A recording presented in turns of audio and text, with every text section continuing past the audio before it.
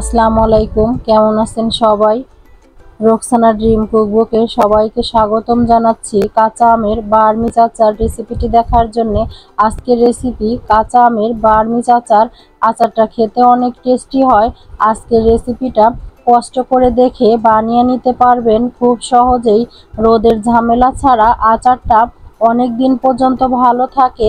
এই আচারটা সাধারণত কক্সবাজারে পাওয়া যায়, তারপরে বিভিন্ন শপিং মলে, মেলাতেও পাওয়া যায়।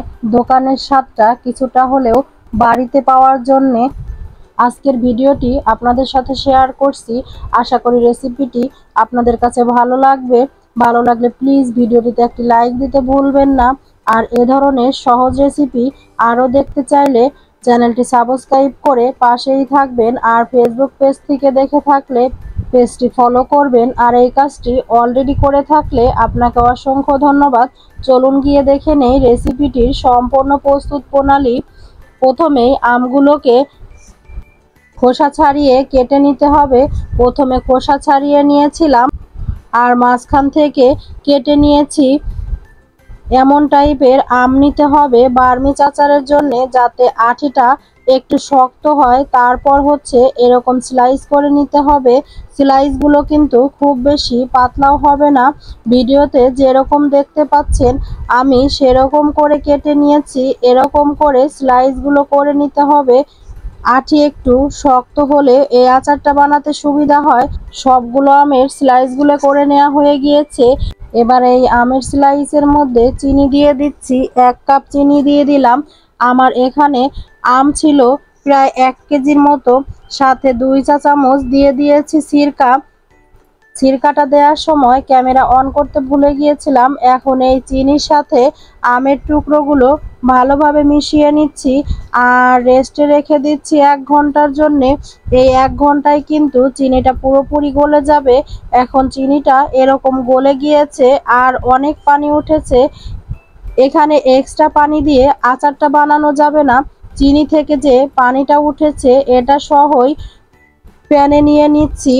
চুলাটা অন করে দিয়ে অনবরত নেড়ে চেড়ে নিচ্ছি।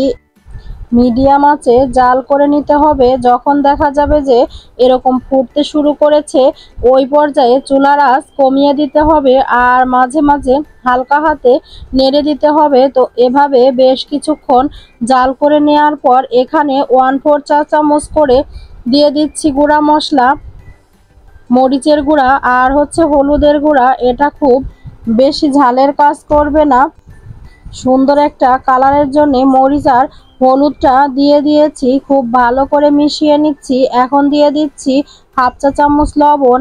আর এই আচারের জন্য একটা স্পেশাল মশলা বানিয়ে নিচ্ছি। এই মশলার কারণেই আমাদের বার্মিজ আচারটা এতটা স্পেশাল হবে। একটা প্যানে দিয়ে দিচ্ছি 1 চা চামচ মৌরি, 1/2 চা চামচ কালো জিরা, 1 চা চামচ জিরা আর 1 চা চামচ আস্ত ধনিয়া, 3টা শুকনা মরিচ, 3 টুকরা দারুচিনি আর 3টা এলাচ। সমস্ত মশলাগুলোকে হালকা ভেজে আধা ভাঙা করে গুঁড়ো করে নিচ্ছি। আর ততক্ষণে কিন্তু আমাদের আচারটা দেখা যাচ্ছে কিন্তু অনেকটাই সফট হতে শুরু করেছে। এটা কিন্তু খুব বেশি নাড়াচাড়া করা যাবে না। বেশি নাড়াচাড়া করলে আমগুলো গলে যেতে পারে। যে মশলাটা ভেজে নিয়েছিলাম এটা আধা ভাঙা করে গুঁড়ো করে নিয়েছি। এখন আচারের উপরে দিয়ে দিলাম। দিয়ে আরও কিছুটা টানিয়ে নিচ্ছি। আপনি চাইলে আচারটা এরকম রাখতে পারেন, তবে আরও টানিয়ে নিচ্ছি। ভালো করে টানিয়ে নিলে আচারটা আপনি রোদে বা ফ্রিজে রাখার ঝামেলা ছাড়াই অনেকদিন ভালো থাকবে। তো আস্তে আস্তে আচারের কালারটা চেঞ্জ হতে শুরু করেছে। তো এখন অনেকটাই টেনে গিয়েছে। চুলা থেকে নেওয়ার পরে অনেকটা টেনে যাবে বা ঘন হয়ে যাবে। আর এখন স্লাইসগুলো কিন্তু আর একটার সাথে একটা লেগে যাচ্ছে না। আর প্রতিটা স্লাইস এরকম আলাদা আছে। আমের বার্মিজ আচার এভাবে বানাতে হয়। চুলা থেকে নামানোর পর ঠান্ডা করে যে কোনো কাচের বয়মে ভরে রেখে দিলে 1 বছরের মতো ভালো থাকবে। আমি অল্প করে বানিয়েছি কারণ আরও অনেকগুলো আচারের রেসিপি শেয়ার করব আপনাদের সাথে। আপনারা কিন্তু চাইলে এই আচারটা আরো বেশি করে বানাতে পারেন। প্রতিটা স্লাইস কিন্তু এরকম আলাদা আলাদা থাকবে। কাঁচা আম ফুরিয়ে যাওয়ার আগেই আপনারা চাইলে এরকম করে আচারটি বানিয়ে সারা বছরের জন্য সংরক্ষণ করে রেখে দিতে পারেন। আশা করি রেসিপিটি ভালো লেগেছে আর সহজও লেগেছে। রেসিপিটি ভালো লাগলে প্লিজ চ্যানেলটিকে সাবস্ক্রাইব করতে ভুলবেন না। আর ফেসবুক পেজ থেকে দেখে থাকলে পেজটি ফলো করে পাশেই থাকবেন। সবাই অনেক বেশি ভালো থাকবেন। আল্লাহ হাফেজ।